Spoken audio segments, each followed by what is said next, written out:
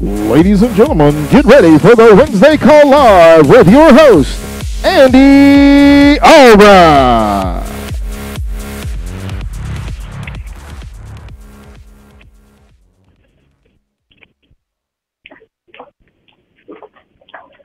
Woohoo!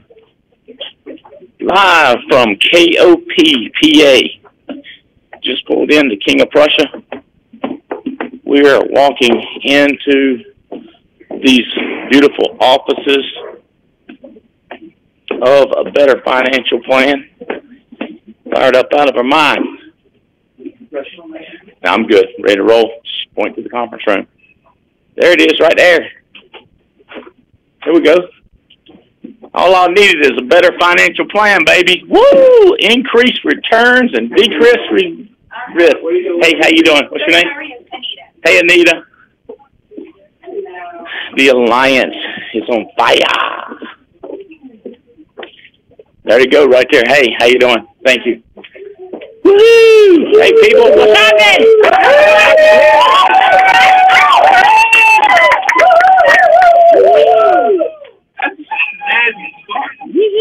Thank you, Sarge. Woo! Are we on a conference line in here, or are we straight up on this phone? That works for me. All right. It's my buddies here in KOP. All right. Let me have those forms. I want to tell y'all something. I am, my voice has recovered a little bit. We had a seminar yesterday that went all day long, and people were jumping out of their skin excited about it. I'm gonna need Dean right here in that seat. If you'll move, just go to the green seat and let him sit right here. It's his office. But Dean, I got you right here. Huh? Oh yeah, sure. Take your time. Take your time. No rushing. All right. I am traveling like crazy, and I'm so excited about what's going on. I am excited about you guys that are finishing up this contest to Paris. If you've never been to Paris, France, this is a worthwhile trip. I know some people are having to work Sundays to get caught up. Some people are having to work Saturdays. I know some people that usually work every Saturday morning commercials, cartoons, I mean. So you're giving up cartoons. For those of you that are giving up smoking, giving up cartoons, giving up YouTube, I know one of our people skipped a dinner the other day just to go sell insurance.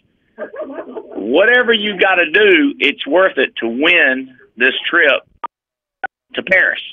And then I know that there's some other people stretching for the Switzerland aspect, the Switzerland part. I know that there's other people saying, it ain't worth it.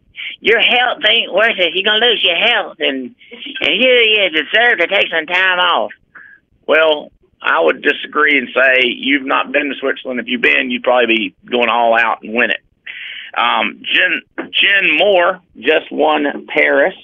Brian Likens just won Paris. Woo! Mickey Cruz just won Paris. Woo! And Mark Magyar just won Paris, and Hernan Rowland just won Paris. Woo! So more people are rolling in that are victorious. Congratulations, Hernan, Mark, Mickey, Brian, Jennifer, and spouses. Congratulations. Now, the National Convention is filling up January 24 through 27. Let me make sure who we're talking to. January, you can try it again if you want to. You try it. January 24 through 27. Here's who I'm talking to for our national convention.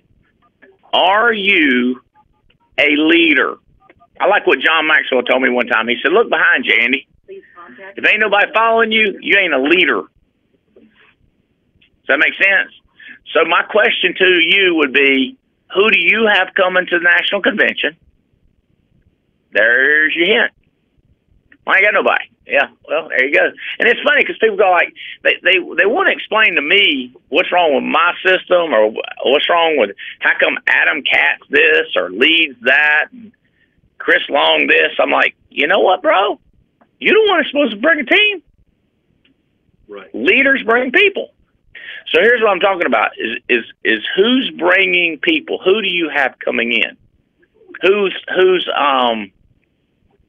So I've got 7 people. Okay, fantastic. Who's your leader that you're bringing? Tim. You give me his name. Tell me who that leader is. How many people does he have? You understand what I'm telling you? Is like, so basically, you've not created one leader in your 6 months with us. I've only been with you in 6 weeks. Who did you bring? One of the reasons I made so much money so fast is I brought Adam Katz. Hold this, will you? I brought Adam Katz, and I brought Katz, and I brought Fitz, and I brought Cuz. So I brought people to the deal. You with me? Alex Abian I brought to the deal. Who you bringing? Does that make sense? January 24th through the 27th, we'll do a roll call, and we'll say, here's who's here, and here's who had who. That makes sense? We getting ready. If you're going to pull off a deal, y'all seen it? It's an old movie called Ocean's 7. Is that what it was? Ocean's 11. I knew it was 7-11, come 11 something. Ocean's 11. They needed 11 people. The bigger the heist, the more people it's going to take. Yeah. Does that make sense? The more people committed. And what the Alliance is trying to pull off here in the next 2 to 5 years, we want to pull off a big deal. So if your intent is to pull off a big deal, is who you bringing with you. And a lot of people don't understand that. They come at me like they don't get.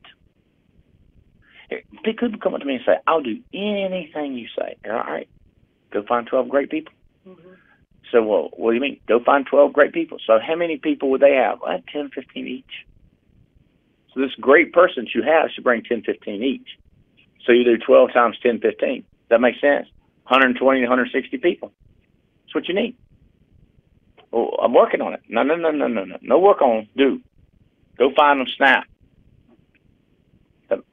Snap. I'm not. Listen, you're not asking them to be a brilliant insurance person. You're asking them to come for a weekend. Does that mean you're not asking them to be heart and soul committed? It's just come for a weekend. Does that make sense?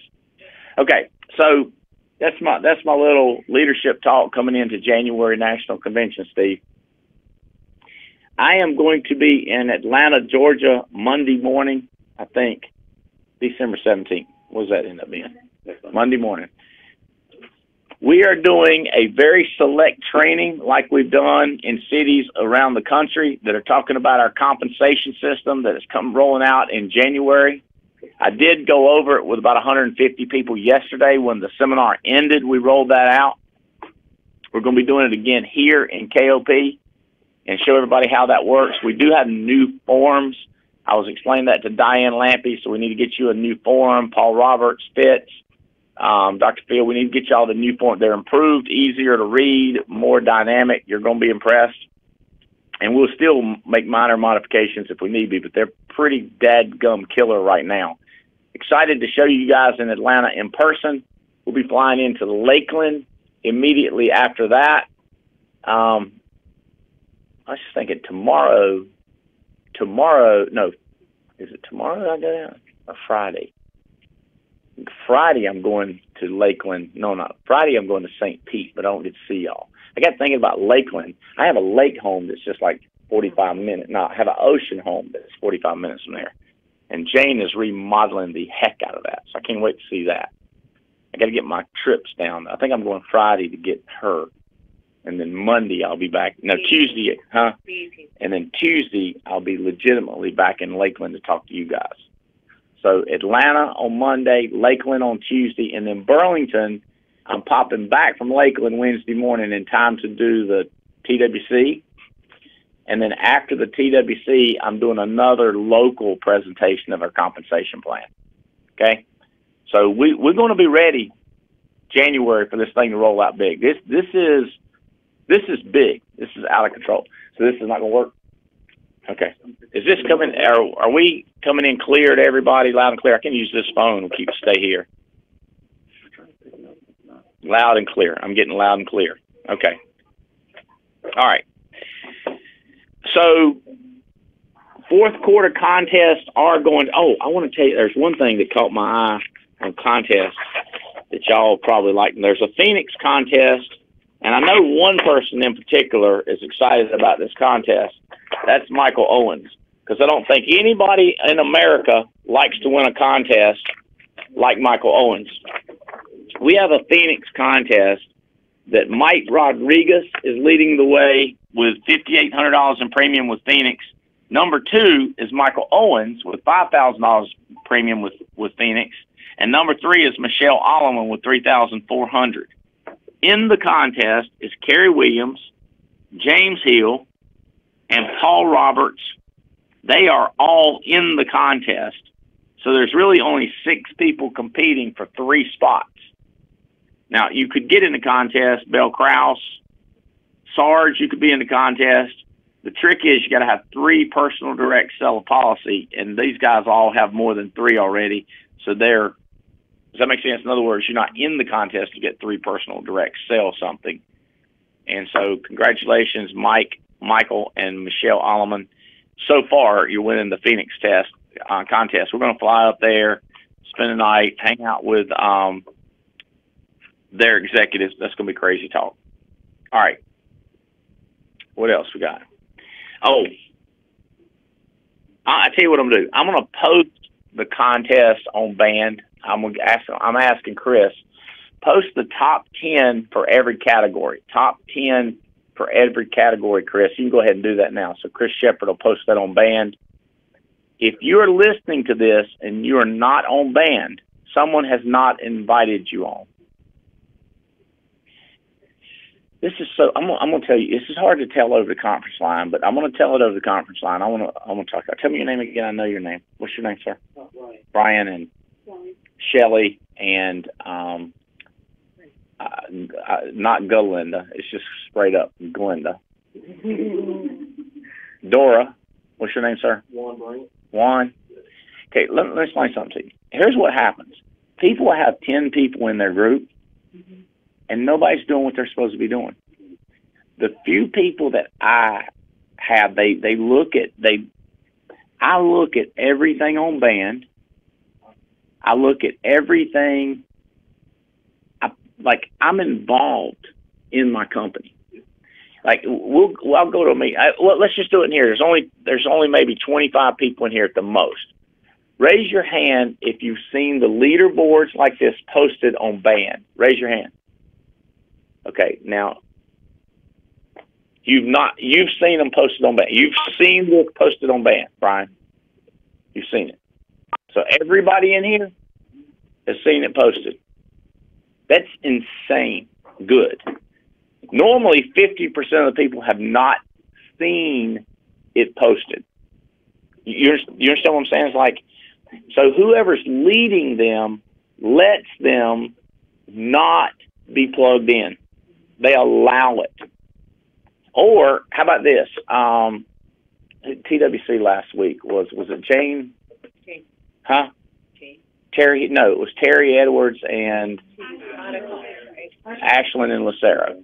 Terry, Ashlyn, Lucero. So how many people saw that? Raise your hand. Who didn't see it? Raise your hand. Glenda, you're undecided vote. You didn't help the Republicans or the Democrats. Did you see the TWC last week? You did. Everybody in here see the TWC last week. That's unusual. That's literally unusual. Most of the time, the people on the team didn't plug in. What I need for y'all to do is look at the individual you are personally working with and see if they watched it. You with me? Now watch this. If you're 12 in depth and you're personally working with that person, like you hired them and you believe in them, you should check and see if they saw it. Does that make sense? You can't delegate it to number 1 guy who tells it to 3, who tells it to 4, who tells it to 8. By the time it gets down to 12, it'll be don't listen. Matter of fact, it'll be don't look. Matter of fact, it'll be it don't exist. You go directly down number 12 and verify that they watched, and the whole world changes. Okay? All right. I got another question in here. How many people, and we can do this nationwide, raise your hand if you saw the presentation, the big seminar. Who watched it yesterday? You watched some, who watched some but not all? Raise your hand. Who saw none of it? Raise your hand if you saw none of it. Saw none of it. Okay. This, I didn't expect you to, because we didn't promote it or anything. We just last minute played it live. Wanted to let y'all know we had over 150 people there, that every minute we had their attention. And online, we had a couple of hundred people that were once they got locked in, they stayed locked in. And the main speaker there was Dean Vagnozzi.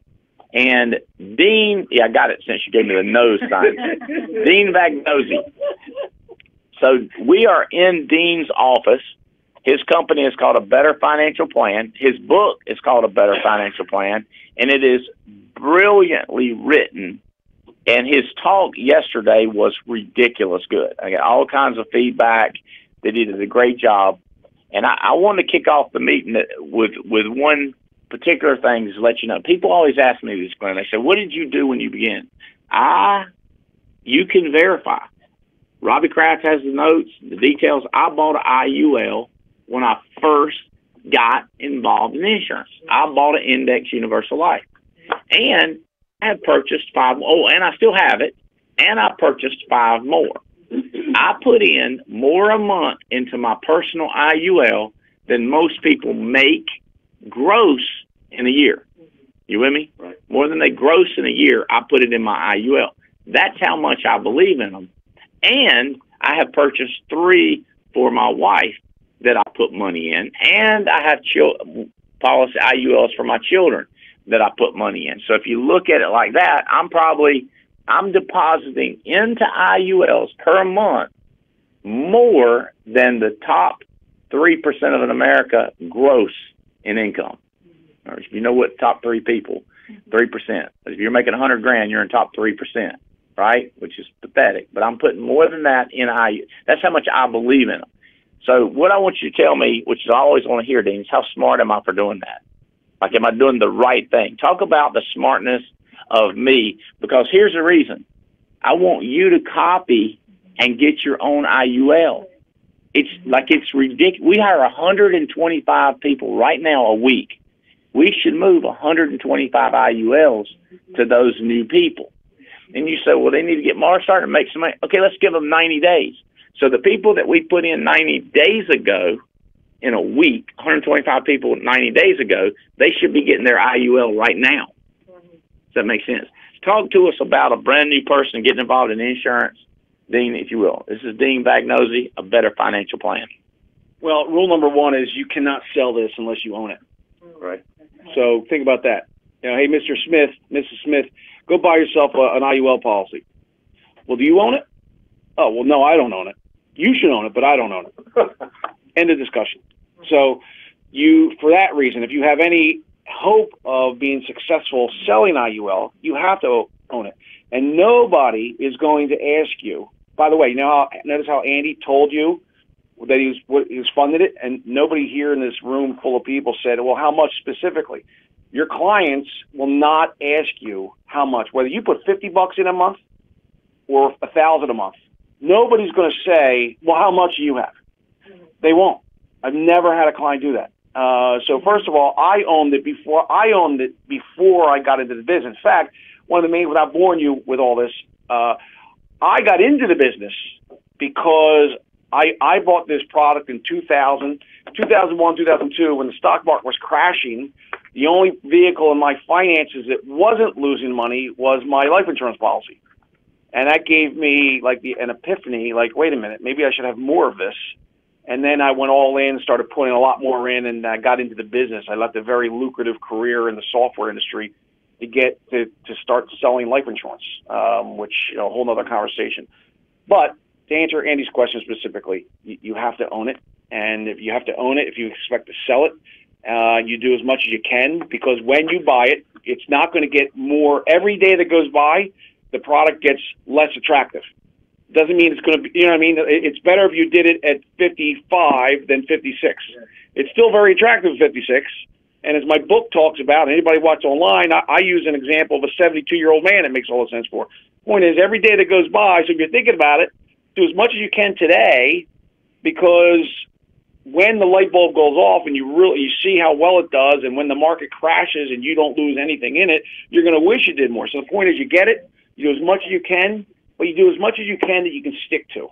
Now, I'm not suggesting you do 1 penny more than you can stick to each month, a monthly contribution, right? Because the last thing you want to do is design this policy, put money into it, and can't maintain the payments. But you got to do it. That's step one on being successful. So, Andy, was that the what you want me to elaborate on? It is. So we've got a lot. We recruit a ton of 23-year-olds, a ton of 27-year-olds every single week, and it's getting crazier. This young, sharp, upwardly mobile, ambitious people are just being attracted to us like crazy. We can't help it. How about those guys getting the IUL, in your professional opinion? How critical is that? Well, it's critical. It is. They are such a no-brainer to do it. That if they don't listen, as long as they don't listen to their mom and dad and all the other experts who don't know what they're talking about. But every 20, like again, for those of you that saw my presentation, I made such a compelling argument for a 72-year-old, and it's covered in my book. If it makes sense for a 72-year-old, it makes sense for a 65-year-old, and for a 55-year-old, and a 40-year-old, and it's a no-brainer for a 23, 24, and again, it could be $100 a month, $200 a month, $50 a month. Thing is, and we talked about, I picked on 401ks and IRAs because this generation, we are all bombarded with the thought of putting money into a 401k or an IRA. And I'm telling you, there's not a financially sound individual in the world, how about this for a confident statement, that puts money into a vehicle they can't touch for 30 years. Think about that. That's what a 401k is. 401k is put money into a vehicle you can't touch till 60. And Andy, would you ever lock money up for 30 years? No. Hello? Right. No. You obviously all think the world of Andy. He's obviously doing well for himself. Andy, let me take your money and I'll invest. I'll take care of it. I'll give it to you at 30. When you're 60, I'll give it back to you. It makes no financial sense, none. But yet the American public has been bombarded with this max out of 401k, and then they talk about the match. Well, Dean, they're getting free money. Well, my opinion is, well, if you're getting the max, well, if a lot of people have these company matches. Well, you want to put money into get the match, put in just enough to get the match, but nothing more than that. However, as far as the match is concerned, if Andy was going to give me 10 cents, if I have to put in $1, Andy gives me 10 cents, and I have to take his 10 cents and my $1 and put it into a vehicle I can't touch till 60. Andy, keep your 10 cents. I want access to my money. So not only is IUL is a Swiss Army knife of financial planning. The money is liquid. Rich people want access to the money. Even if you're not rich, isn't it time you invested your money like somebody rich? That's the idea. You can mimic success. Put your money in a vehicle that grows tax-free, gets good returns, is liquid. You can use it for long-term care in the future. God forbid you die young. It's a death benefit. It's a multifaceted financial vehicle. And absolutely, somebody's 21, 22, 23, 25 should have these. My kids, I have 4 kids. They're 15 through 22. I bought these policies for them when they were like, I don't think the baby was wiped off when they came out of my wife's womb, and I had a policy on them. They had policies on these kids. Yeah. So and you don't need a lot of money, but if you run the illustrations, you see how much money are these policies at 60. If you put in $100 a month, it's like, it's huge. Bottom line is you got to own it. And yes, 25-year-olds should buy this yesterday. And not ask their parents if they think they should. Read my book. They'll put it in there. So, I mean, we can't call the government program. We can't say it's a scam. No. But it just seems so odd that the way the government, the television, the media is, none of them are negative about putting money in an IRA. You know what I'm saying? They don't like, oh, that's just bad news. You shouldn't do that. To me, there's your first hint that there's a problem, because they're all for it. You follow what I'm saying? Like, those weirdos are all for it, which makes me wonder, you know, like, is this a scam? Like, do they have something going on us? They want the taxes, and they're investing for massive returns with your money. Because if they can get you to put money in it now, not taxed, wink, wink, that sucker is going to grow, and they are going to kill you on the back end of that money. Taxing the harvest. Yeah, they're taxing you on your harvest, and you're taking all the risk. Am I singing the right song? What'd you do? Read my book? I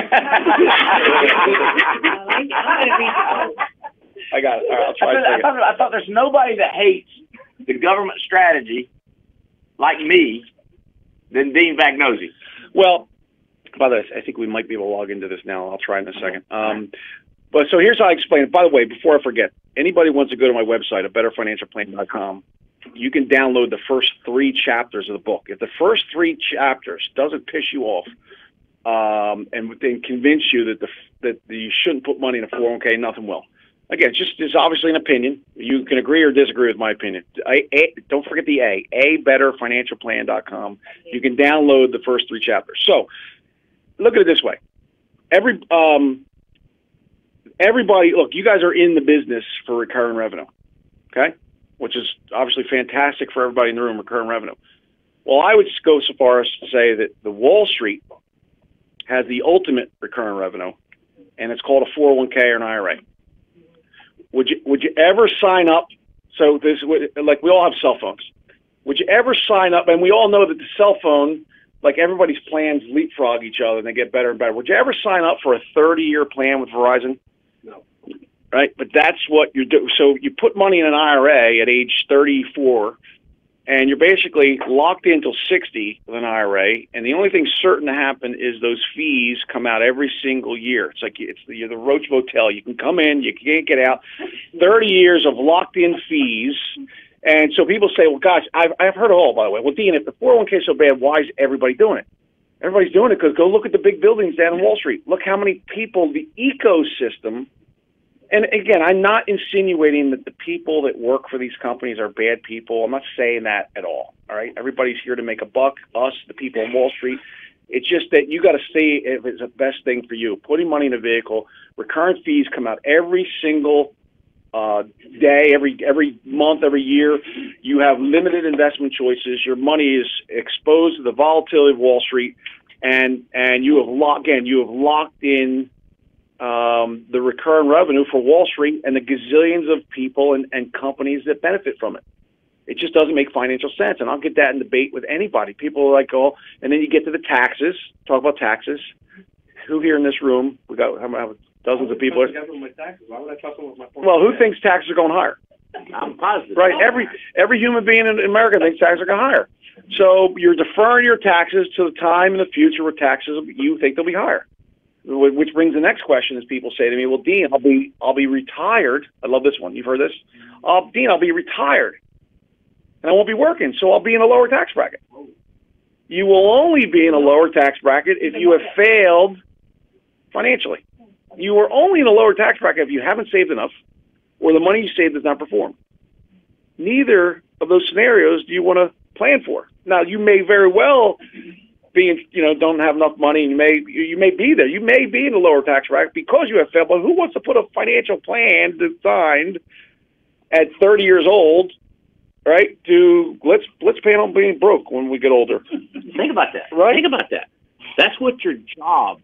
When you go into a job, they say we're going to match you 3% because we know that this is a disastrous plan and you're going to fail, and you need to max out your IRA because you know you're going to fail and you'll be at a lower tax bracket.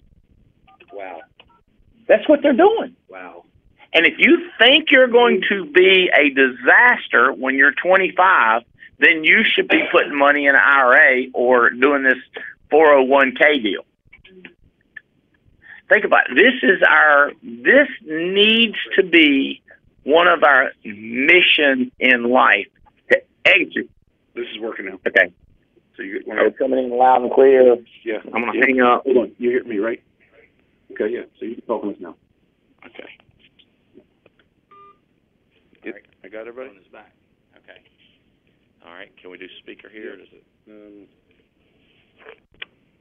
That should be loud and clear. Everybody hears? Are we loud and clear, Mickey? Most Americans have no idea how much their 401k fees are. You guys hear us? I mean, on the phone? Oh, loud and clear. Everybody says loud and clear. Yep. Okay, good. I'm getting it loud and clear. Everybody, all right, I hear you. Okay, thank you. Okay. Yeah, what is this? Most Americans have no idea how much their 401k fees are. They have any idea. According to TD Ameritrade's survey, an alarming 37% believe they don't pay fees in their 401k. They're fools. Well, you know what else is, I want to, Andy, you can, maybe Andy doesn't even look at this, but as someone who owns a ton of this, we had a ton of volatility last week, right? Look at all the volatility in Wall Street. I have a substantial amount of my net worth in my policies. And there's something to be said for, I'm not exaggerating one bit. I did not look at my policies for half a second. Like, how many people across the country were pulling their hair out last week with the volatility of Wall Street? I didn't lose 1 ounce of sleep because I don't have to. My money's safe. In fact, I'm in the business of helping people with their money, and I have no clue. How is the market doing this week? I have no idea. Today's Wednesday. Is it up, down? How did yesterday do? How did Tuesday do? I don't know because I don't look at it. I don't have to look at it because if the market does well, my policy will do well. If the market tanks, I don't lose a penny. And measure that. Like, what price tag do people put on that with their own finances? Would you agree, Andy? Did you have to worry about your own policy? No worries whatsoever. Yeah, so it's there's something. I don't wake up, dude. We got one life. My life is to live it, not to worry about these people that run these companies. These publicly, they're investing in these publicly traded companies that if that company grows 2, 3, or 4%, this guy gets a $10 million bonus. I can't live on 2 or 3% increase. Does that make sense? Every day I live, I think of more stuff I got to buy. More trips, more shirts, more shoes, more boots, more belts. And my children are getting older. These tricky little jokers got lives of their own self. And they want to travel to Africa and Paris with me all the time. And then, now one of them's getting married. Next thing you know, she wants a wedding dress from Paris. My life's getting cheaper. My life's getting more expensive. And the older I get, the more I am on comfort. More money, more problems. Does that make sense? The last thing I want to be doing is getting up looking at some stupid stock market and see what them idiots did that run those companies. Yeah. I hear you on the volatility. I don't even want to know what them people are doing. I got time. Nobody got time for that. And I got a business to run. I can't be worried about all that junk. The safety of my principal, the safety of my money, the amount of money that I'm putting in IUL, it's everything to me, man. I don't have to sweat it no more. No, something to be said for that. I have to, I lose no. I go golfing with my brother, who manages. He's an RIA. I'm on a golf course on a day like we've had, and his phone's ringing off the hook, and I'm focusing on my putt because none of my clients are calling me to talk about how their IUL policy lost money. It's nice to be able to issue a product like that and not get any backlash from it. It's huge. I got my 6 and 60. Did I tell you I got my 6 and 63 one time 20 years ago? I sold one policy, one deal. Well, first of of all, the commission sucked. That was the first thing. That was about enough. And then I looked at the joker I sold that policy. When I sold that policy to that joker, and I got to be thinking, if that sucker goes south and he gets less money, he going to kill me. Yep. I am not listening to that junk. I said, how do I get rid of my securities license? And they said, just don't renew it. I said, how soon can we not renew it? So I had to wait a whole year to not renew. I was so glad when that passed. You could lose money on the stock market and your annuity still can grow 2%. You said that right. I'm out of the worried business. I don't want my clients messed up. Okay, so here we go. You have access to your money. You have immediate death protection. Then they got all these chronic illness and all these benefits you can get. And by the way, people ask me, what do you like, Fidelity and Guarantee or National Life Group? What do you like better? I love Fidelity and Guarantee. I've got a 20-year track history with them, and their cap is higher. Okay? Dean tells me it illustrates very, very well compared to National Life Group. Okay, people say, well, why do you like National Life Group? They're quirky. The whole company's quirky like I'm quirky, and I like that about them. Okay? Their name of their company is National Life Group, but when you fill out the application, it's Life of Southwest. That's quirky to me. I like that about the Mayron, the CEO. I said, that's pretty cool. Your company's National Life Group, and all your paper says LSW. Y'all are weird. Okay? I like that. The application is clean and simple, and they have the chronic illnesses differences. You with me? And that's huge, too, when you're selling it to people. But when you're buying it for yourself, it's huge, too, to know that's available. Do you have what's your thinking on F&G versus NLG? I mean, I think two of the best carriers in the industry. And in fairness, look, there's 60, for I understand, there's 61, 62 carriers out of 800 that have IUL. And you will drive yourself crazy if you try and figure out the nuances of every single carrier. You can't. You can't do that, right? But both companies have their strengths. You know, National Life has these, again, the riders in there that, long-term care rider, all that kind of chronic illness riders. For pure cash accumulation, I love the F&G product. It is, it's got the highest caps, and it illustrates extremely well, because at the end of the day, you got to put this illustration in front of your clients, your prospects, and it's good to have a carrier that is going to, the numbers speak for themselves. So I have an F&G policy since 2004. There's no reason not to own it, and they're fantastic people to work with, all the above. So, by the way, before I forget, somebody sent us a text that my website is, we have so many people hitting the website now to download the 3 chapters, you may stay with it. It crashed. Andy, that's a... you brought down my website with all the people trying to... So when you go to website... You remember that time Albright wanted better financial people? So you'll be able to download the chapters. Just stay with it. It'll come back. Try and space your request out every 10 minutes. Goodness gracious.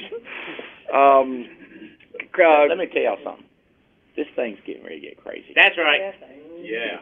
Do y'all understand what we got our hands on? I mean, I'm not kidding you. Mm-hmm. We have now a compensation plan that allows you to recruit a person to get promoted to an 80% contract in 2 months by writing 2 policies. Think about that. You understand the policies we're going to sell through these IULs are $5,000–6,000 a month. You are going to be selling $60,000 annual premium policies. Right. And based on our commission grid that we're rolling out in 2019, the career hierarchy accumulation, you're promoted day 1 of the following month after this stuff gets issue paid. You with me? You see what we're going to track. We're going to track doctors, lawyers, attorneys, accountants, CPAs, business owners like crazy. Why would you be a business owner sitting there? A business owner, he's making 10%, 20% on his gross. You know what I mean? He's sitting there making a living selling noni juice or selling bricks or knickknacks or this and that. So selling massages. You go in there and you talk to this owner, and they get it on an IUL, and you go, you know what? I can authorize you by the government to buy your own product and make your own commission, and you can take this to other business owners. Think about that. So they get licensed. They sell it to every client or every employee they have in their company, and then turn around and recruit other business owners. And then when you get a person that says, look, do y'all have leads? Oh, my God, do we have leads. We've got television commercials. We've got telemarketing leads. We've got direct mail leads. So how we say this, our least intelligent, least self-aware agent can go write business on final expense and mortgage protection. Right. It requires no training. It's dumb simple. Over time, they can learn IUL, especially if they've already bought their own IUL. We don't expect, Jan, we don't expect our brand new people to go sell it to a self-employed person. But I expect you to be able to pick up some $20,000 and $30,000 premium cases. But your brand new person is selling the $1,000 cases. You tracking with me, Steve? Yeah. We've now got leads galore and a multi-tiered, multi-generational override system that we can recruit 10,000 people a week now. And the culture that's unheard of in America, nobody's seen anything this. You talk to American Income or Lincoln Heritage or CFG, WFG, World Financial Group, any of those people, they're all still in Prime America. They're still in each other's friends. They hate each other. They don't trust each other. We have got a nationwide network that trusts each other, and we're not going to change that. We're going to continue to monitor the integrity across the country. We're not putting up with any junk ever. And we're rolling out our House of Behaviors book that talks about excellence and integrity. We're going to teach integrity, and we're going to teach IULs. Think about that mess, dude. That's what right. we're doing is we're going to get their heart and their head, and we're going to take this thing to $1 billion. This is a different cry that's going out. You look like you're about to bust something. Well, here's what everybody has to realize. And whether you're familiar with IUL, if you just heard of IUL first time on this call last week, you need to just take my word for it. If you don't talk to about IUL to the people, everybody you know, they're going to hear about it from somebody. So you don't want to be the person that you go up to approach somebody about IUL and they say, "Oh, I bought it last month." This is a product that is like a tidal wave of growth. It's the fastest segment of growth in the life insurance industry. Again, either you're gonna be the person to introduce. Here's the thing: if you introduce it to somebody, Mike, I mean, how many times do we introduce IUL to clients and nobody shops me? Nobody says, "Oh, well, why Fidelity and Guarantee?" Why? I'm the genius because I introduce it to them. They get it. I educate them. I'm the expert, and they're gonna write it with me. They're not shopping around. Whereas if you're the second person in, then they're going to be shopping your illustration versus somebody else's, and all ties you're going to lose. So again, if you're new to IUL, if you're not familiar with it, you got to beat another advisor to your prospect. I'm telling you, it's not going anywhere. All right, you got. I have a large one. And I have a lot. For my Personal. employees. Yeah, personal. Yeah, personal. For my kids, everything. That's great. Okay, so in the seminar yesterday, I thought Dean did a ridiculous job, and this is the kind of thing you got to learn is what people are away from you. Like, so you showing somebody an index universal life, You show them that there's no way it can go down whatsoever. Here's what people are going to say to your friends. They're going to say, don't be fooled by Albright. Don't be fooled by Kearney. Don't be fooled by Bagnosi. Don't be fooled. There's life insurance cost in there. You're paying for the life insurance in that investment. So not only do you have to make money in the investment, you have to make money above the cost of insurance. They call it COI, cost of insurance, okay?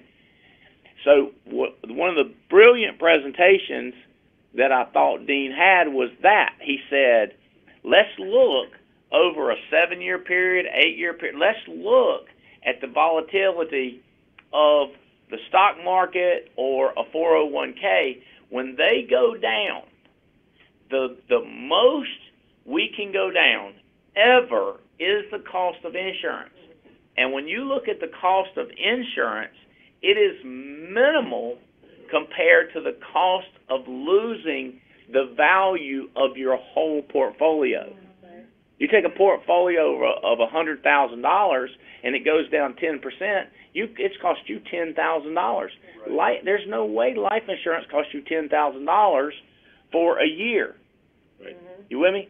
Wow. So, I don't know. It's harder to tell on a conference line, but your presentation. Can you comment on that? The cost of insurance, how what it shows, your example. Yeah. Again, this is again. It's not a plug for the book, but the book. I guess it is. The book goes into and it goes to show the slides that we put together. The book is nothing more than the presentations that I've used with my clients one-on-one. But I use the example of a 72-year-old man. On stage yesterday, that his insurance fees were $2,000. $2,000. He had this gentleman. I'm just going off. I just know the numbers. He had $360,000 in his policy. If the stock market drops 10%, all right, that's not a huge loss. I mean, 2008 when it dropped 38%, that was if the market goes backwards 10%, my guy stands to lose $36,000. His insurance fees are $2,000.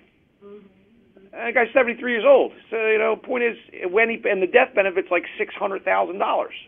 So, and last year this same individual, so he didn't lose. I'm actually talking if the market goes backwards. This individual made 21% on his policy last year. Wow. His $300 and whatever $1,000 went up $61,000 last year. See, the knock on people say, well, life insurance is too conservative. Whole life is too conservative. Universal life is too conservative. Indexed universal life is not too conservative. You can get some fantastic returns, and there's your job. Your job is not to push product. Your job is to educate the trusted advisor, and you got to become an expert on how this product works. We're going to be able to help you, but you got to become an expert, an educator, and the numbers will speak for themselves. I talked yesterday about think about it, 40 years ago, the only kind of permanent life insurance was whole life. And it was a very conservative, very low yields. The Federal Trade Commission basically did a press release, did an multi-year investigation in the late 70s that basically said that whole life is a lousy return investment. And that was such a black eye for the insurance industry that today people still think they need to be taught that just like cars are better today than they were 30 years ago. Cell phones weren't even around 30 years ago. Now, like how computers are better 30 years ago, TVs are better. What isn't better? Well, guess what? The insurance industry is better, and it has evolved with different kinds of products. And the best product on the market is Index Universal Life. And will they come out with something better down the road? Perhaps. But it's pretty damn close to perfect. And you have to be the person that opens their eyes and teaches them. Again, if you won't, somebody else will. To Andy's point again, taxes, overtime. If there is a penny wise, pound foolish, let me say this. I have this page, whatever, in my book, bold, capitalized. If there's a penny wise, pound foolish way of thinking about money, it's insurance fees are high. Insurance fees are a rounding error compared to taxes and losing money over a 10, 15, 20-year period. It's a rounding error. So your job is to point that out to everybody you know. So I as opposed to a regular insurance policy? Like term? Or when you say regular insurance, you mean term? Life, well, yeah. IUL is a just like you have. Pretend we're in the ice cream shop, right? You got vanilla, chocolate, butter pecan. You got strawberry ice cream. Whatever. Well, you have. When it comes to cash value life insurance, you've got whole life, you've got universal life, you've got variable life, and you can make an argument for all of them. And this is not the time for that. But Index Universal Life is the product that came out about 15 years ago, and it is crushing it in sales, and they've got it. Just that's so again, you still have the other options, but IUL is the one with all the momentum. That's the one. That's the hot cash value product out there, and you owe it to yourself to become an expert on it, and so you can teach your clients about it. So when you're saying insurance fees, that's the cost of insurance you're talking about. Yeah, primarily the cost of insurance and a couple of nickel and dime fees they hit you with. Look, I wish the fees were zero, but they're not zero. It's America, baby. Yeah, insurance companies got to make money. But point is, their fees are less than taxes. And you want to look up Section 77. You want to sound smart. I joked about this yesterday. You want to sound smart? Reference Section 7702 of the Internal Revenue Code. You keep saying that number. I'm going to memorize it. 7702. Go look it up. Listen, none of your clients will ever look it up. But if they do, Section 7702 of the Internal Revenue Code deals with cash value of life insurance and how it's taxed or not taxed, right?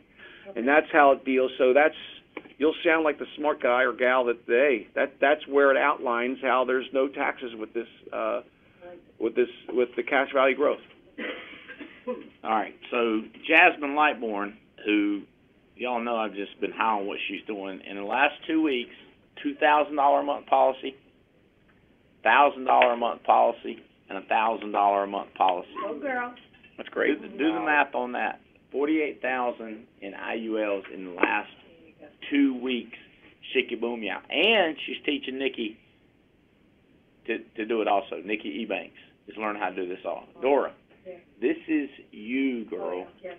Now, let me explain something to y'all. You understand, we're going to continue writing 1,700 mortgage protection, final expense every single freaking week. We're not, it's like, don't back down. These are base hits. Clickety, click, click, click, click. We're taking them, right? We're taking them. But while we're out there, and I like people to go like, when am I going to have time for this? Something's got to give. I think they made a movie about that. Something's got to give, okay? Something's got to give. Here's what you need to do. Tia, who works on my staff, she told me the other day she gave up grocery shopping. She said, is she going on a diet? She just gave up eating. Yeah, she gave up eating. No, Dean. Before helping making a difference, that was our theme. It was have fun, make money, and eat good. That's right. Until that deadgum preacher come along, change lives in there. Now it's make a difference. So eat good is still high on our top 10 list, right? She gave up going to the grocery store. Why? Something's got to give. So now she's paying $5 for some, what'd you call it, carry out? I pay $100 a year. $100 a year, and they bring groceries to her door. That's right. What that does is free up time. Some of you may have to, nobody start sending hate mail, but you may have to quit going on Facebook and figuring out what your high school classmates that you ain't seen in 26 years look like now, and what their idiot boyfriend looks like, and what their stupid dog looks like when he's barking at a snake. But look, ain't this cute? No, it's not cute. Why are you looking at that? We ain't got time for that. Something's got to give, because we got to make our money and we got to spend our money. Does that make sense? We got a high priority. We got to change lives, and something's got to stop. Does that make sense? Some of you might have to focus on going to the World Series or going to the Super Bowl and quit worrying about Monday Night Football. You with me? or these fantasy football. I don't know what you got to give up. Some of you may have to do a little less drugs. You're like, daggum, bud. I ain't got time to do all this daggum snorting and sniffing and shooting up. I got too much money to make. Does that make sense? Makes a lot of sense. Right. I don't know what you're going to have to give it something. What we have now is a shot. You prayed for a shot. Now you got a shot. You with me? You prayed for a chance. Now you got a chance. We got so daggum many leads. We got to go. Yeah, What we might have to do is recruit some more people. that's right. Y'all tracking on that? This is a crazy opportunity. And somebody else was freaking out over my comment. I have never been so excited to make a $10,000 or $4,000. I want to make it coming in and coming in. That's why if I'm talking to a business owner, I'm going to give him a shot at getting his license and doing it himself, because I want to get him selling to other business owners. That's right. That override on top of an override, on top of a glow bonus, Now you're talking. on top of a generational bonus, Yep. coming in when I'm not there is critical to me. If I'm going to have to go back to that business owner every time I want to make a sale, I want to get the joker hooked on. I like this monthly annuity deal that Jim Mosley was talking about. So get them putting money into an IUL. By the way, is anybody? I mean, y'all understand a higher commission is the IUL over that single premium annuity. Right. Or that, not single premium, the monthly annuity, the $100 a month to it. I'm taking, but I like the multiple $100 annuity thing. I'm not against it. You know, I'm for the IUL, but I'm for that business owner. I am for that business owner finding more and more ways to use our products for himself. That makes sense. In other words, I'm the best personal user of insurance products you've ever met.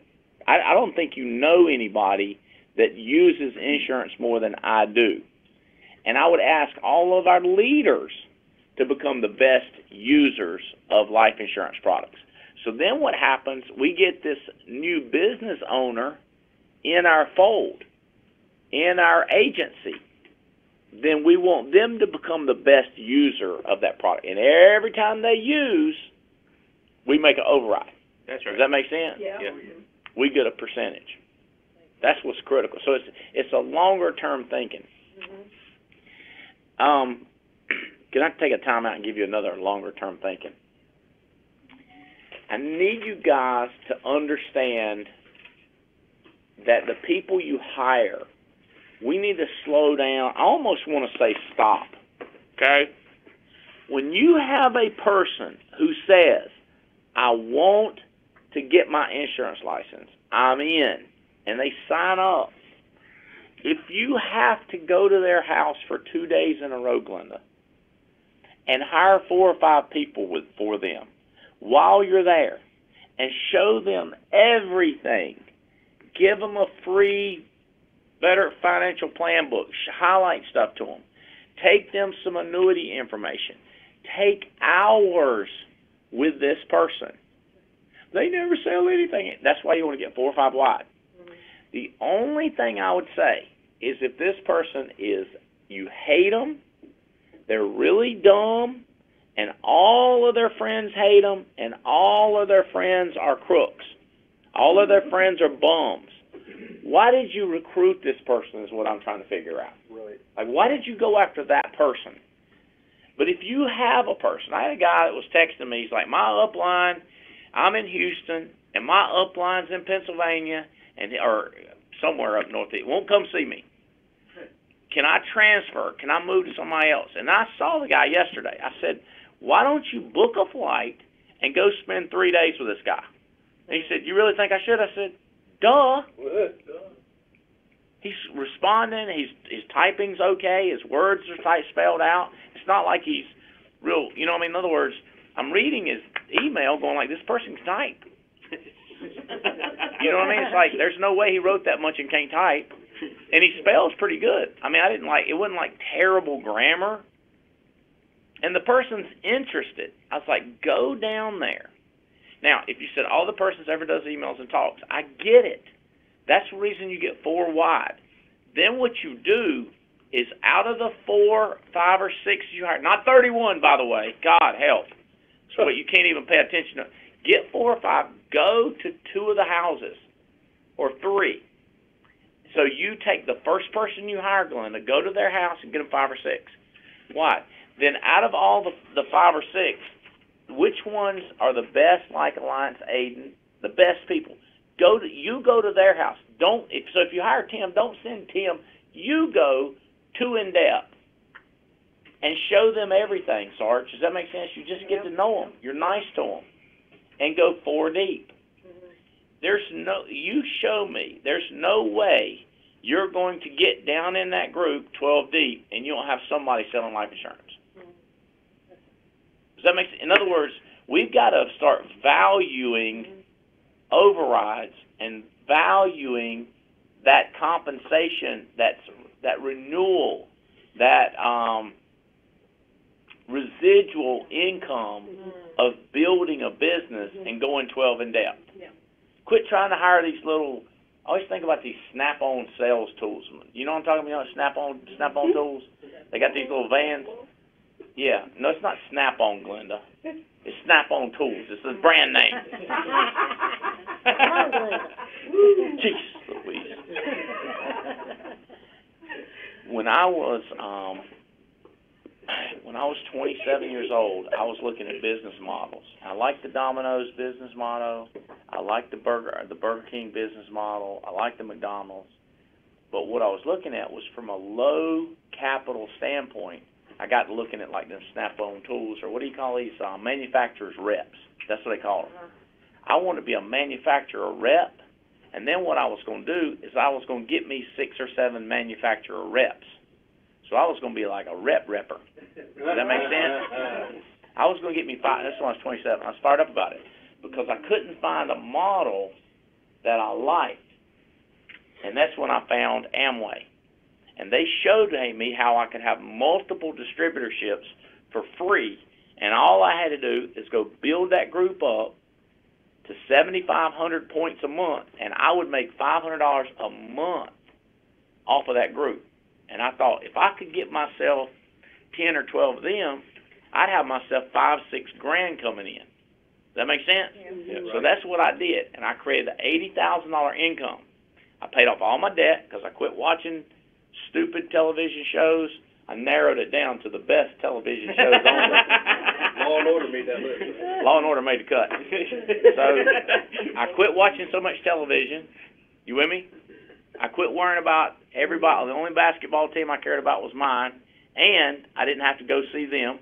Like I could not go. I didn't care. Who gives a crap? I just watch it on. I could just get a text or who won or whatever. You know what I mean? Yeah, highlights if I needed to. But what I did is I limited everything, and I got totally free. I had no job. My wife didn't have a job. And then I saw insurance, and I went, oh, my God. So forget the sales tools. I still have people that I see, they treat insurance the same way. They want to hire this little guy and get him 3 or 4 people around him.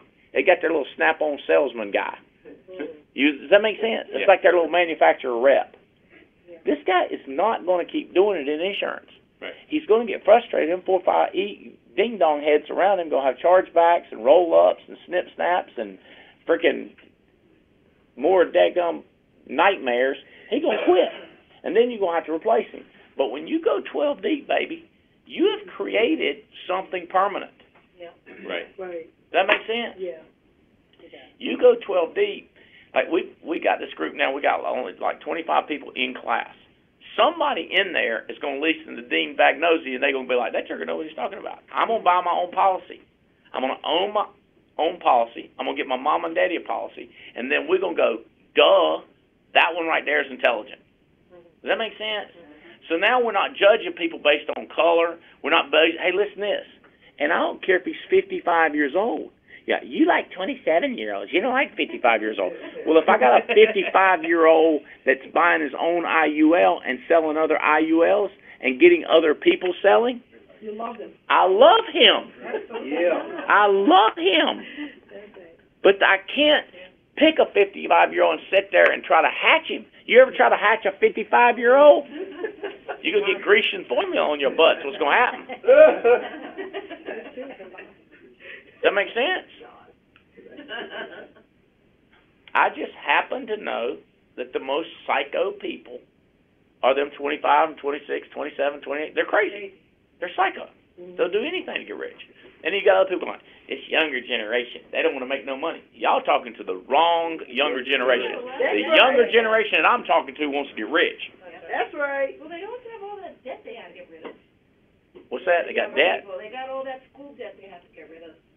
Before they can buy a house. What's your name? Shelley. Shelly's talking about the kids that come out of school and have all kinds of debt. Now, are you talking about selling them something or recruiting them?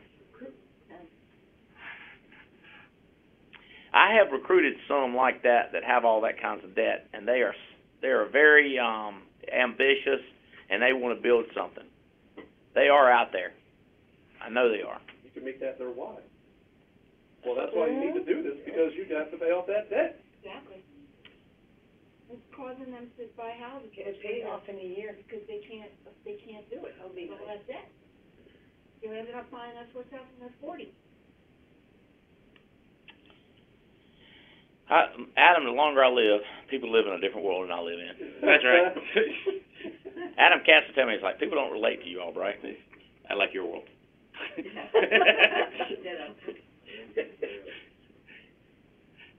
Is your little girl, Sarah, going to have any college debt coming out? Does she do any free loans? No, she's good. She's good. She's good. Imagine this. She's 21 today, too. 21. Happy birthday, Sarah. Good drinking one. Today, you're my favorite of all the Cat's children.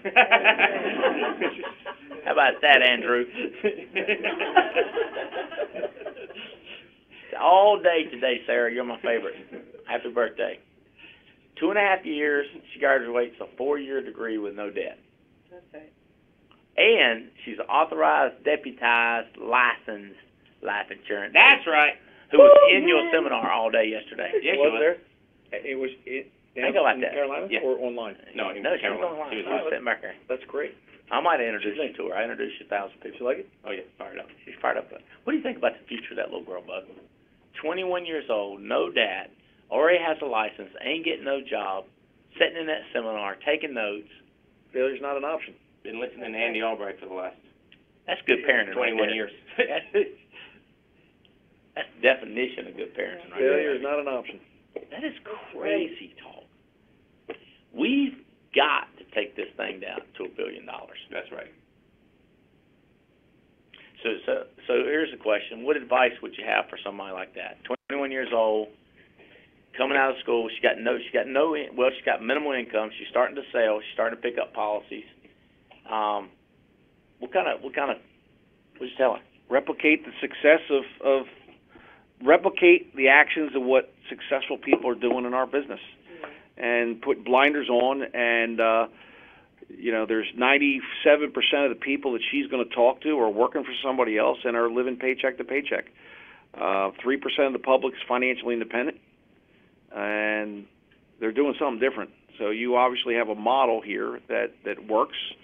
And it's just a matter of if she. So wait, you're saying she graduated in 2 years? 2.5. She graduates Saturday. That's fantastic. Wow. That sounds 4.0, Andy. What? Wow. Was she allowed outside or anything? Yeah. She's fully developed, fully formed. Okay. I just didn't know if, she had to study for 2.5 years only. No, I think she's obviously, she could probably teach, you know what? She could probably teach a lot of people on the call some good habits. But it sounds like she's on her way. Congratulations to her. Thank you. Here's what I would say to you, Sarah. Get Dean's book. Get the book that Dean thinks is terrible. Get the Patrick Kelly book. That's terrible. Yeah, it's all about theory. Get that theoretical book. Get that book. Read it. Study it. See, here's the difference. The difference in people that I find, like Dean, like myself, like Kat, like Jasmine, like Kim, they know stuff. And the way you know stuff is to read stuff. People say, and I have met people say, I don't read, I just listen to smart people. I go, okay. But smart people, if you're talking to me, and I notice when you're talking to Dean, you don't get everything. Because we're smart enough not to give you everything. Right. That would take hours of our time that we could be printing money. So what we do is we put our information in mass in our book. His information in mass, like jam-packed, is in his book. Mine, the 8 Steps of Success, the Millionaire Maker Manual, the Circle of You, the Power of You, the Power of the Circle of You, all of that is jam-packed in there. So I don't have to take hours.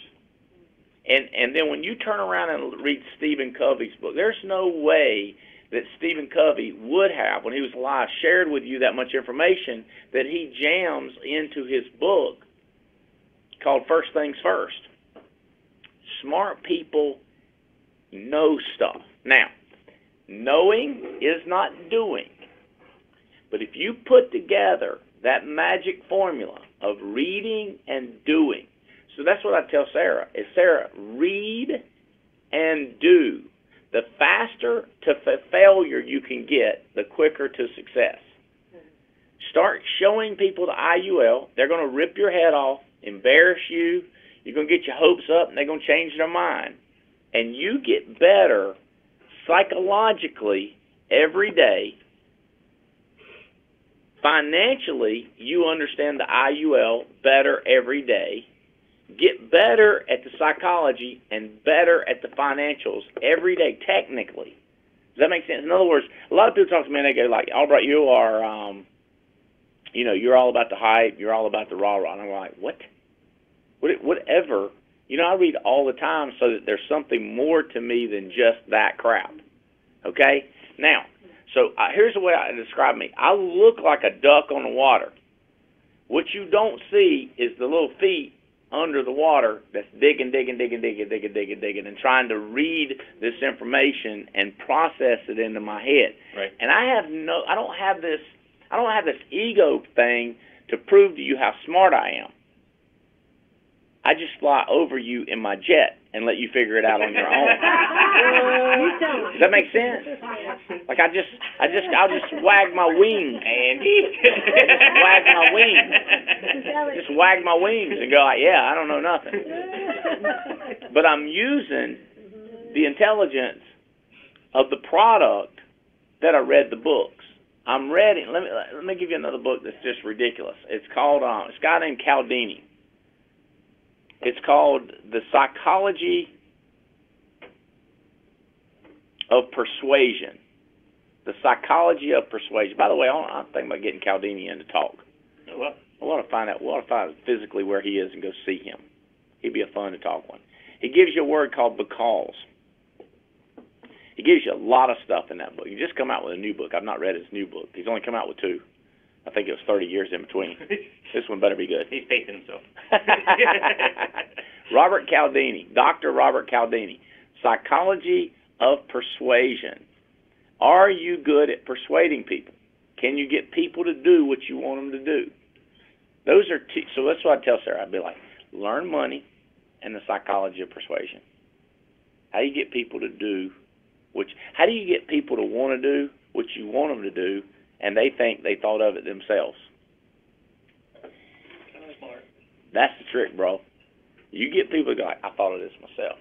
You go, yeah, you did. And then explain it to you, and you go, girl. You go, boy. You go, man. Does that make sense? Yeah. That's the whole concept, is figuring out, Sarah, how to do that. H-O-W. Do that. You got to do the why. You got to do it. You know your why, Sarah. You've known your why for years. You're so far ahead of most people. They don't know their why. And then after you get the why, the hard part's the how. That's people say, once you know the why, the how will figure it out. No, you got to figure it out. That's why we're going to do these seminars, because we're going to tell you how. We're going to show you how to drive depth, how to build a network, how to move IULs, how to move annuities, how to close. People don't even know how to set appointments. Right. One of the boys, he was sitting there listening to Chadwick Ray book appointments. He fell out on the floor like, oh, my God. I had no idea you could get people on the phone that don't know you and set a time till you come see them. We're going to show people how to do the whole thing. Right. Does that make sense? That's why you go, Glenda, fly to Houston and spend 3 days. Does this make sense, Kim? Yeah, absolutely. Then get 4 to 5 people wide, and then go to those houses. Not all 5, but the smartest of the 5, and go there. What about the others? I don't know. What do you want me to tell you? We can't save the world. There's little kids in Africa dying every day. We can't save everybody. We can't save them. And you say, we can send a check. Well, send a check. But don't send a check to that guy just because your guy in Houston got 5 wide. Go to the 2 main people. Right. And spend 3 days with this one and then 3 days with that one and drop down. Just an idea, like, I'll give it my high spot, one of your books, and I'll have them tell me about it next week. And if I know they really want this, then I'm going to spend so much time with them. That's what I've been doing lately. And then giving them the next book and the next book and letting them educate themselves. Okay, now are you telling me after 3 weeks you're only 1 deep? Because if that's what you're saying, I'm getting ready to cry. Much more than 1 deep. Because what I need to hear is what that 3rd level down says. Oh, yeah. Does that make sense? Yeah. I mean, I'm not kidding with you. To those, the deep. What I see is people giving them a book 1 week, testing them, giving them a book next week, testing them, and what I'm saying is they're failing. Here's the reason they're failing. They got nothing to lose. All they've got is a tester. Okay. They're welcome back to the 2nd grade. I'm being tested by mama. You with me on this? Okay. I want to know who you've talked to. If you're not committed, I want to know who you've talked to. My brother. Then I want to go to the brother and give him a book. Okay. And then I want to know who he's talked to. And the first person that says I've got 3 or 4, that's my guy. Does that make sense? Yes. Like I'm telling you, my hook is so dadgum small. Most people's hook's so big nobody can swallow it. They want a commitment level that nobody's willing to commit to. Is it Brian? Does that make sense, Brian? Like, if Adam keeps testing you and texting you, we're in big trouble. But if he comes up here, gets 5 or 6 underneath you, and then somebody's crazier than you are, you're going to start passing more tests because you have something to lose. Right. Does that make sense? If Adam mails him stuff and see if he reads and mail it, we're 3 weeks down the road. I need Adam at his house getting 5, 6 wide, and then him going to those people and getting them 5, 6 wide. So you're dropping down. Huh? Finding leaders. You're finding leaders through a network. I know this. You break in a person's house down in North Carolina, Dean, you come walking up in there. They will pull out a 45 cal so fast. They'll be like taking baseball bats, scissors, especially if you think they're going to take. If they think you're going to take their television, not the kids. That fool I ain't worried about the kids. Somebody going to take my television. Somebody going to take my electronics. Somebody going to take my daggone sicko watch. Got a sicko watch laying out there on the table. They going to want to fight you. Does that make sense? But if you go into the house and say, hey, look here, y'all want to make $1 million? Yeah. We got to go meeting Thursday night. Oh, on Thursday night, that's bowling night right there. I can't go on Thursday night. You said, what about Friday night? I said, Friday night, that's when the good television shows come out. I can't go Friday night. How about Saturday morning? Cartoons. Saturday afternoon. That's when my wife makes me do the dishes. Saturday night. That's when my wife makes me date her. You with me? But you try to take a man's television, that jerk will be up off the couch before you can turn around. He been to set his beer down. People fear loss more than they want gain. The psychology books say what he just said. What did you say? People fear loss more than they want gain. The saying is, if you're woken up in the middle of the night and somebody says to you, hey, there's a guy outside handing out $100 bills, you'll just say, oh, that's nice. You'll roll back and you'll go to sleep. If somebody wakes you up, especially in the middle of the night, in the middle of the night, get up there and get $100 bills. Well, if somebody wakes you up in the middle of the night and says, hey, there's a guy taking your tires off your car, you're running downstairs and you're going to go fight that guy. So that's you know. Give somebody something to lose. I don't. You know, this is critical. I don't mind testing people, but I want to give them something to lose. So what I do is I drive depth. And I find somebody down in there that's cray-cray. In other words, now the person that I'm friends with has a person 3 deep or 4 deep who gets through class in 3 days. So this guy is taking 4 weeks. I'm 5 deep. 5 and deep. Somebody 5 deep down, this guy gets his license in 2 days. This guy's not licensed yet. I go, calm down. You're not going to lose your person just because he got faster than you. He says, great, can I get my override? No, not until you get licensed. It's called leverage. It's called leverage. Now, don't stop with this person. Hello, go 12 more. You're going to find more leverage. Does this make sense? This is huge. The deeper you go, the more credibility you have, because they say, why would you come down here to help little old me? You hired Bob, who hired Mary, who hired Tammy, who hired Tina, who hired Jim, who hired Steve, and now you're talking to me? You're a big deal. But if you talk to a person you hired, they won't return texts. They won't return phone calls. You go, well, I'm not working with them. They don't return me. They failed a test. They're not impressed with you because you hired them. They're not impressed. You go 12 and deep, they think you are soft, super awesome. Right. And then people that I hire direct, I go, no, Andy, I respect you. I really do. Did you watch the TWC Thursday? No, and let me tell you why. I go, first you didn't do it, now I got to listen to you talk. No, thank you. Does that make sense? Like, I don't need to hear all that. Ain't nobody got time for that. Ain't nobody got, right? Ain't nobody got time to listen to all that crap. 7, 12 and deep, they're texting you, telling you how good you were. Right. That they saw your video, saw your audio. Those people will do what you say. Those people will learn IUL. They'll come to the seminar. Oh, speaking of seminars, there's a lot of seminars coming up. The big one, I do want you to write this down. I am coming out to Dallas on the 17th, and it looks like I'm bringing Dean with me. And if that's true, he is going to do a IUL small group, like 4 hours of only IUL. Run quotes, talk to people, whatever you want to do, Friday afternoon. Saturday, the 8th, I'm sorry, that's January 17th. January 17th? January 17th, Dallas. And then January the 18th, we're going to do an all-day annuity, IUL, fidelity and guarantee, National Life Group. We're going to invite carriers out there, and we're going to do an all-day big premium seminar, just like we did in Burlington. So Thursday would be strictly IUL. Friday would be a combination of everything. So select few will be invited out on Thursday, and Friday, everybody will come in.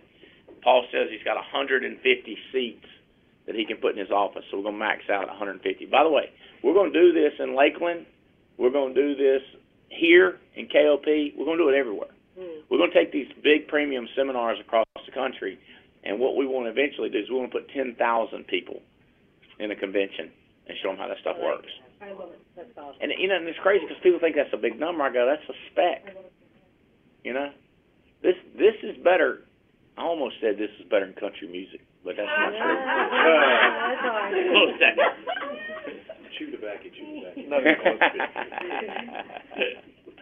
Listen to country music? Huh? You listen to country music? I guess so. Well, when I have time. You started singing on the plane a little bit. Yeah, I know. That's my backup plan. If insurance don't work out, I'm going to be a country music star. That's why I haven't cut my hair lately. Lost some weight, grew my hair out a little bit. Now I got to do is figure out if I can remember the words to them things. They're hard to remember other than 2 or 3 words. All right. Y'all getting your mind right? Mike, what are we leaving out on IULs? What else should we be telling this crowd? Nothing true. What's that? IULs. Well, what are we leaving out? Well, What'd you call it? now you suggested what we do to initiate the conversation, but it's More like for training. yeah, it's more training kind of. Well, give me a. Come here, Mike. Come closer to the mic. Mike, come closer to the mic. What's some initiation openers? What's some good one-line openers? Good one-line openers. They want to You got to point out to people. Or yes, Mike. This guy, Mike has done phenomenal selling this. You have to, before you can, is a fair statement, before you can have people open their minds to IUL, you have to tactfully, politely, subtly make them feel like idiots about what they're doing. You have to know where their money's at and understand what they're doing and why. And then you scare them. You got to point out the inefficiencies. Tell them about I covered this yesterday, and I think it went over really well. But Mike, just talk about when you're sitting across the table from somebody about what you bring up. The ideal investment. Talk about that. Let's talk about the ideal investment. First you find out where their money's at. Again, you have to understand what they're doing to scare them. And then you talk about the ideal place to put money. The ideal place to put money is somewhere safe, somewhere liquid, a good rate of return, and tax-free. What is that vehicle? They don't know what that vehicle is. They might guess. They might guess it's real estate. They might guess it's an annuity. They might guess different things, but they're wrong. But the key is, though, Mike, to interject, what you do is when you talk about the ideal investment, you ask them. It's key. You ask them. Mike will whip out a napkin if he's at a diner. He'll whip out a napkin, whip out a loose-leaf piece of paper, and he'll ask them, tell me the characteristics, right? You're not just bowing. No. He'll ask them, if you could design the perfect place for money, what characteristics would you want that perfect place to have? And Mike will shut up, and they will start to talk. They'll want something. The first word that comes out of their mouth is safe. Oh, I want something safe. That would be ideal. I want something safe. What else? You kind of right. You write down the word safe. They'll start to describe what they want, which is what you have. They'll want safe. Then they'll say, what else? They'll say, so I want to get some good returns. All right, so then you put good returns or growth right in front of them. You write it down. And they're like, well, I want my money liquid. Everybody says the same thing. You write down liquid. And every now and then you may have to help them along with one of them. Sometimes. How about tax? You say, what about taxes? Oh, no taxes. What do you mean? Tax-free. That's it. You write down tax-free. And then you shut up and say, well, what gives you all this? Well, I don't know. Well, where are you saving your money? Oh, I got my money in my 401k. All right, well, great. Somebody sold you on the 401k. How close is the 401k compared to the ideal investment you just explained? Yeah. And it fails 3 of the 4 tests at least. Right, Mike? And then the look on their face is amazing. And you start to educate them. Yeah, you got first. Wait, somebody else sold them on a 401k, and it fails 3 of the 4 tests of the ideal investment that they said they wanted, and then you basically tell them, look, I've got the product that does all of this. What is it? Index Universal Life, huh? Here's my book. One great company that I know that does that, and you whip out Fidelity and Guarantee, you show them the background with Barclays. Hey, Three quick things. I want to sell IUL is what I need to do. My staff, Mac, Ariel, get out how to sign up on E&O. You need errors and omission. None of these carriers will let you sell something like this without E&O. We sell it cheaper than anybody in the country. You can get it. So find out how to get E&O. If my staff would put that on band, put that on email format, you need E&O. You need to get contracted with Fidelity and Guarantee. You need to get contracted with National Life Group. You need to start downloading software, and you need to learn how to run a quote on yourself. Those are your first steps. The most important thing that I can do, Andy, put on your calendar January 24th through 27. See if you can get yourself, your spouse, 1 or 2 studs or studettes to this convention. It's going to be mind-boggling with everything we've got going on. They ain't going to want to miss this. This will be the kickoff of the decade for the National Agents Alliance. All right. Dean, thank you for letting us sit in your office and do this call and talk to our people. You got them fired up. Texts are coming in. Mike, thanks you so much. You guys, thanks for plugging in. Thank you guys. We're going to have to do a private seminar with you guys here, talking about the IUL. Any other questions, we're going to discover our compensation plan. And thank you guys for plugging in. We love y'all. Hanging up out of here. Thank you, Missy. Thank you, everybody, for getting us right. Thank you.